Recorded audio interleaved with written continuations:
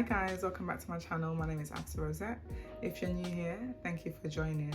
If you're an existing subscriber, thank you for sticking with me. I know I've been gone for quite a long time. I've been posting shorts here and there, but this year I've made a commitment to myself to be more consistent on here. So thank you if you've made it this far. Please remember to, don't forget to subscribe, hit that like button and stay with me. So just to give you guys a bit about me, if you're new here, I am an emotional healing coach. I specialize in helping women heal from emotional trauma, and that just means anything. I mean, we all go through transitions in life, down to going through grief, losing a loved one, separating, going through toxic relationships, anything of that sort. I try to post tips on my social media accounts, including YouTube, to help women heal from emotional wounds. So this year, I've made a commitment to myself to do a bit more on here. I've been kind of like on TikTok, on YouTube. If you're not following me there, please do check out my details on my link tree that I'll post after this video. If I could get my words out, do check out some of those videos that I have shared on there, and as well as my shorts that hopefully will provide some guidance. But in this video today, it's a bit of an impromptu video, just because I wanted to come on here and say that I've been absent just because I've been dealing with a lot of anxiety, work related stress. So I thought I needed time to set myself some time to reevaluate what I really want with my life. And I say this because a lot of times we're depressed, we're anxious, because we're constantly thinking about what does the future hold for me, or we're constantly living in the past. And I was a victim, I would say not victim, but that's something that I did myself, and it ruined my motivation or desire to do stuff because I was so ingrained with the 9-to-5 life. So I thought, you know what, let me just jump on here, because to be fair, my clients and my my clients and my social media accounts and my following and the things that I do on here every day and the women that I help keep me going. So I wanted to just jump on here again to continue to do what inspires you. And as we're on the topic of that, as it's 2023, make it a goal for yourself this year to tap into a lot more of what that looks like for you, whatever that is. If you need some guidance on that, just let me know. I've got a weekly newsletter where I tend to share a lot of the things that I've been through, and the tools and techniques that have helped me kind of go through those issues and transitions that we all go through. So if you do want further guidance on that, feel free to subscribe to my weekly mailing list, where in fact there's one coming out every Monday evening. So if you do want any further tips and guidance, feel free to check out the link in my bio to subscribe to my weekly mailing list. So without further ado, I wanted to also use this opportunity to let you guys know that I'm changing the way my channel is set right now. Historically, I've focused solely on talking about healing, mental health and wellness, right? But I wanted to be more authentically me this year. It's one of the things that I'd say one of my mottos, and one of the things that I really want to focus on. And that also means showing up as just using this channel to dedicate vlogs, I wanted to use basically this channel to dedicate time to show who I am, who is Afsa Rosette, so that you can get an insight into my life and the kind of things that I deal with day to day, and the kind of things that I also use to help me process some of those emotions. Not only that, some of the changes that I've also made in my life. If you haven't already noticed, and I'm sure you've probably seen it if you do follow me and you have checked my shorts out, I've got locks now, and if you keep seeing me check, it's because I've got my monitor there and I'm trying to make sure that I'm still in frame. Again, I'm trying to get used to this, so apologies as I try to. I'm sure as time goes on I'll get better at recording, but it's a new setting today, and I thought, you know what, let me just come up here. Like I said, the mood this year is Afsa being authentically herself, and I think that way I'll be able to actually let you, I just want to let my clients know that we are all human. A lot of the things that we go through, that everyone's going through, I'm going through, right? So often we think of therapists, coaches as these superhuman beings, when really we're all just human beings navigating life, and we go through stuff as well. So I just wanted to remind you guys of that. If you see me looking down and I feel like I've just deleted my notes, it's because I had something I wanted to discuss. I feel like I've deleted it now. I've created a few notes, and I wanted to use this time to, as I'm spraying, what I want to do going forward is use this. I've called it locked and loved, right? I want to do like I don't know if a series is the right term, but a time where it's like a little chit chat with me. And I've been doing these on TikTok lives lately. Well, so I've been doing them on TikTok lives called Locked and Loved, where I answer people's questions. I kind of just show up, just make it very raw footage of just me chatting and talking about my own experiences, etc. So that's something I want to do going forward. One of the things I do want to also incorporate is my lock journey. So before I get into what I'm going to talk about, and I'm conscious that I can talk for England, so I want to make sure not to make this video long. I started my locks in October 2021. So it's been 14 months now, and 13, in fact it was 15 months. Yeah, 15 months on the 4th of January, and I'm loving the journey. It's one of the reasons why it's allowed, and actually locking my hair has aided in my own healing journey.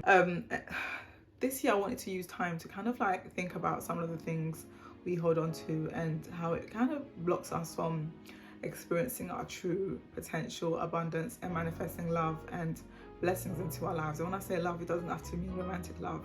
It doesn't have to mean like specifically finding a partner, but often because of our fear of letting go of the past, we don't move on, and we're holding on to that, and it prevents us from actually bringing on so much opportunities within our life. Which brings me into the reason why I started my lock journey. Excuse me. The first time when I first cut my hair, I don't know if you guys do want a video on that, let me know. But I did cut my hair back in 2020. I went completely skinhead bald. I wanted a change around the time just because I was going through my own transition, right? And it helped me. So it's, at the beginning it was, I told my sister to cut my hair. She made it super patchy. But after that, what happened is when she made it super patchy, I was kind of scared. I thought, what am I gonna do? I started to panic. And I was like, you know what, sis, just go ahead and just cut everything off. So she took the clippers and she literally gave me a slap head bald look. And it was different because I hadn't seen myself in that light in the past.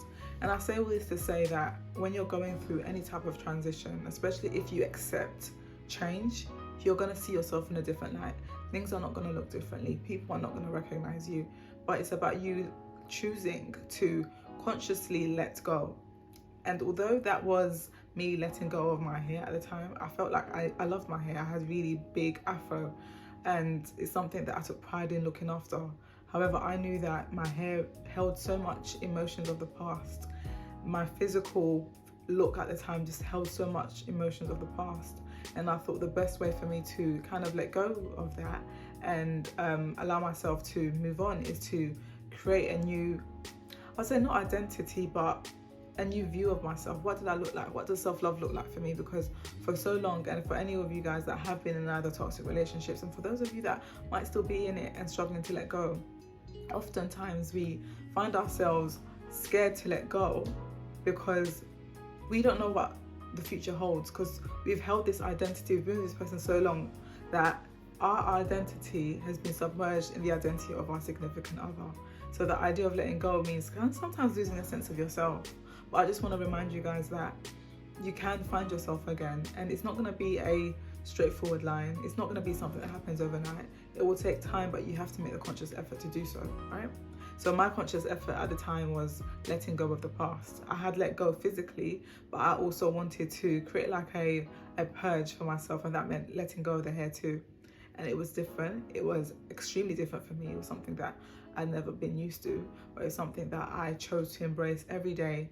And doesn't mean that there weren't challenges there. That doesn't mean that, so there's some days that I woke up and didn't feel unattractive. They were 100% those days.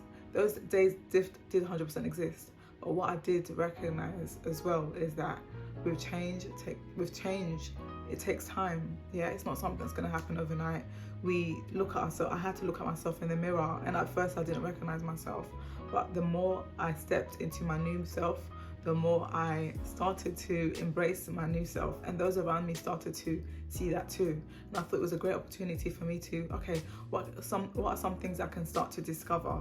So I'd suggest for anyone that's either struggling with this right now, find something that you can change about yourself if you've already let go, and figure out what are some things you can start to incorporate in your life that you have either put on the back burner for so long, or things that you've always wanted to try that you're no longer trying. Don't make your relationship your whole identity. And if you have let go, recognize that yes, sometimes we can't go back to the person that we were prior to the relationship, because that person is no longer there. You are the new person, the you now. And doesn't mean that you are the person that is in this relationship. You are someone outside of that, and doesn't mean you're going to go back to, because for me, going back to the person that I was prior to the relationship would mean going back to naive Afsa. And I wasn't going to go back to that being that person. I was going back to, who is this Afsa, and who's the person that has either learned lessons from the experience that I've experienced. What are some things that I've learned? What are some things I'm going to take, and some things that I'm going to let go? And what are some things that that person has made me feel to be that I don't agree with? And I think try to incorporate a lot more of those things. If you see me looking down, I'm simply looking at my notes. But I just wanted to share that with you guys. One of the things that I listened to, Dr. Joe Dispenza, I don't know if any guys of you have heard of him. If you haven't, please check him out. Amazing guy. He talks about neuroplasticity and just using your body to help you heal, right? So one of the things he says is you've got to start by breaking the habit of being yourself. And for me, that's what healing looked like for me. I had to teach my body emotionally what my future is going to feel like before it's made manifest. And one of the things I needed to do was moving myself, thinking about, okay, what do I want with my life? What are the feelings of the future that I need to embody? And for me, it meant self-love. It meant like being radically honest with who I am and radically authentic with who I am, so that as much as people judge me, I stay strong to who I am. And for me, that's what made me stay true to even starting my lock journey. I thought, okay, I'm gonna let my hair grow. I've always wanted to have locks, regardless of what people think, their preconceived notions of what locks can mean within the workplace. If you don't know, I also work in corporate finance. So a lot of those things I was already like battling with the limiting beliefs, but I knew and recognized that regardless of what my hair may look like, to those that are not aware of locks or styles that Black women wear, I'm still gonna do it and still show up authentically myself. And the right people, the right circumstances, opportunities will gravitate towards me when the time comes, right? So without further ado, I just wanted to just say that. And I wanted to use this opportunity to do my hair as we speak, because it just allows me to just not think about what I say and just let it flow naturally. So how has the lock journey been for me so far? I would say at the beginning, it was a challenge, not gonna lie. I started off with comb coils and they shrunk. My hair was short initially because, like I said, I'd only been like a year.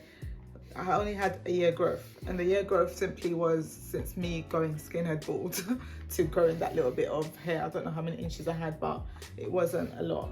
Let me know in the comments if you do want to see what that looked like, what my hair looked like then. I'm sure I've got shorts as well that show the journey of me getting locks, but it was a struggle in terms of, just like I said, seeing myself in that identity. But do you know what prepared me? What prepared me was the fact that I had been through that whole short skinhead bald look initially. And I say this to say, when you're going through change, look at your past experiences to understand why, or to give you the motivation that this too shall pass. If you've been able to get through tougher times in the past, I'm sure you can get through whatever it is that you're going through now. So for me, when I was going through the whole comb coils, I was like, damn, everyone's been talking about the awkward stage. This is awkward, but I mean, I've been through it. I used to go out with my head literally bald, right? And I did that. And it was what I remember. I cut my hair end of August 2020. End of August 2020, and I'd go outside. So by the time it was September, it started to get cold, and I'll still go out, and I really didn't care. And people make comments, actually no, not gonna lie, no one made comments about my kids again, because remember, when you're changing, those around you still have to become accustomed to that look and the change and how they see you, because they're so used to your old version of you. And as much as my kids are only innocent, so they didn't mean it with any like malice, or I know that they were just looking at mummy like, mummy, you look different. Mummy, I'm not used to you looking this way. So for them, it was just a change, as anyone else would react with anyone changing their hair, right? Especially so drastically. But also recognize that as you're changing, those around you, your loved ones, your friends, your family members, including your co-workers too, they're going to, some of them might react positively, like, wow, you look beautiful, and some of them might not. And this is not just solely about the physical aspect of change, but it also means it's also the mental, the spiritual aspect of change. When you start putting boundaries and being so firm with them, those that are so used to or have benefited from your lack of boundaries will not be used to this, or this idea of the new you, and accept that that's gonna happen. Accept that there's gonna be some pushback, but you have to stay true to who you are. And for me, with my locks, I had to stay true to, okay, I know the end goal. The end goal is for me to have a locked head, and this is what I aspire to have, which means that although I'm going through a discomfort phase right now, it's not going to last, and it's not always going to be like this. And this is what you have to remind yourself when you're going through any emotional transition. If you're going through a breakup right now, or if things are not really working out and you feel like you're trying to put in effort with regards to your business and things you're not seeing the fruits of your labor, keep going. You're going to get there. And speak to people that have also gone through the same thing. Similarly to how I share my stories on here, I'm sure there's people out there that you could speak to, support systems, forums that you can connect with people where they also share their experiences, and you'll realize that you are not alone. You are not alone. So I say all this to say that the journey has not been an easy one, but it's something that, looking back, I wish I'd started sooner, but also recognize that everything happens in its right time. And there's never, like, as much as we sometimes think, oh, I wish I started it here. Sometimes things take time for us to get to that moment of awakening and realizing, you know what, this is the time. For me, I look back and I wish sometimes I look back and I wish I'd started my locks when my hair was so thick and full and long. But I recognize that I needed to start it off. I needed to start my lock journey after I cut my hair. And the reason for that was because I needed to go through that discomfort of dealing with no hair at all, because that prepared me better for when I started locks. Because otherwise, maybe for me, I see it as if I hadn't gone through that discomfort, maybe when I started the comb coils, I wouldn't have had I wouldn't have been so firm in knowing that I can still do this. Because maybe I wouldn't have been so strong-minded. Maybe I could have just given up and be like, you know what, maybe the lock journey isn't for me. But because I'd gone through that discomfort, the discomfort or the awkward phase, as people call it, wasn't as uncomfortable as it might have been for some people. So that's one of the things that I dealt with. And I say all this to say, when you've gone through many transitions, and in life you're going to go through a lot, as you may already know, right? So the more they come, it doesn't mean that the less intense they are. Sometimes they're gonna be even more intense. But you recognize that I've experienced this in the past. I've experienced negative emotions. I've experienced such challenging times, but I've still made it through, because you're never gonna stay down unless you choose to stay down.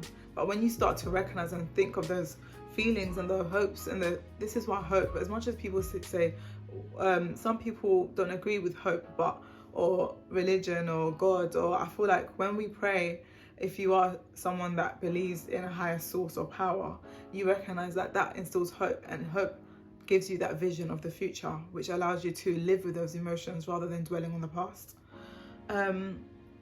And I also wanted to say, conscious of time, every time you're thinking of an event that has caused you survival emotions, and that's often fear, stress, anger, judgment, resentment, you end up like producing the same chemistry in your brain as if that feeling has already happened. So that person ends up you end up fabricating that emotion as if it's happening right now, right? And what that does, it stays within your body, and this is what causes further stress and further illnesses. So I say all this to say, sometimes, as much as some people think affirmations, some people might not agree with them, but speaking words hold so much power. So speaking words of uplifting words of affirmations, words to encourage you, it's so beneficial. As much as to you it might feel like, oh, this is quite cheesy, trust me, the power of words is so effective. When you are in a dark place, you tell yourself, I can do this, I've got this. I talk to myself all the time in the third person, and I recognize that even though in the time I might not do it automatically, subconsciously, without me recognizing, my mood essentially changes to that of a more low, like at peace. So things sometimes things are not gonna automatically go away. The challenges I'm going through don't automatically go away, but it allows me to be able to work through a place of, okay, how do I now manage this? Allows me to process my emotions more effectively than if I feel overwhelmed and overreacting and I'm panicking. So use words to help you ease your mind, ease your thoughts, so that you can better process your emotions. Remember, all you need in order to be stuck in the past, all you need is an image and an emotion, a thought and a feeling, and you're stuck in the past. But if you can do that with your past, you can definitely change it with like your future and living in the present moment. All you need is an image and an emotion of your future, and then you can automatically change how you're feeling right now in your present moment. So think of it like this. Think of positive things. Create a vision board, especially now that we're still in January 2023. If you haven't done so, it's never too late to create something that allows you to envision the future that you want for yourself, the life that you want for yourself, the feelings. Think about the emotions and sit with that. Sit with that, envision that, and sit with it and allow that to manifest. Otherwise, you're blocking yourself from receiving the love that you deserve.